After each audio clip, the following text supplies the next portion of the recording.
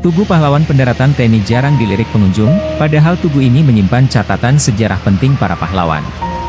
Tugu ini berada tepat di depan Benteng Rotterdam, Jalan Ujung Pandang Kecamatan Ujung Pandang, Makassar. Tugu ini terlihat cukup terawat, warnanya tak lagi usang seperti dulu. Tugu ini juga dipasangi pagar hitam, lalu di depannya terdapat papan informasi terkait seluk-beluk Tugu Pahlawan Pendaratan TNI. Dahulu, tugu ini menjadi tempat pendaratan pertama TNI di Makassar pada tahun 1949.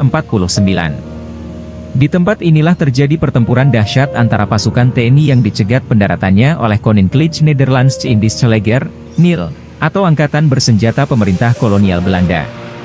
Pertempuran ini terjadi setelah pengakuan kedaulatan yang diberikan Belanda yaitu Republik Indonesia Serikat, RIS, pada 27 Desember 1949.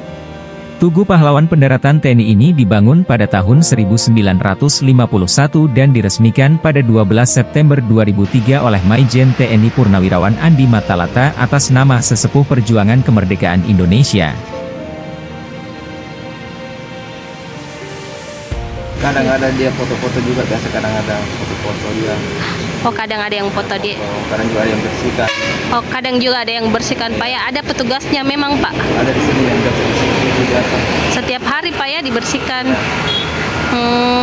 Kalau mungkin lebih banyak orang yang ke depan, Pak, ke Benteng Rotterdam.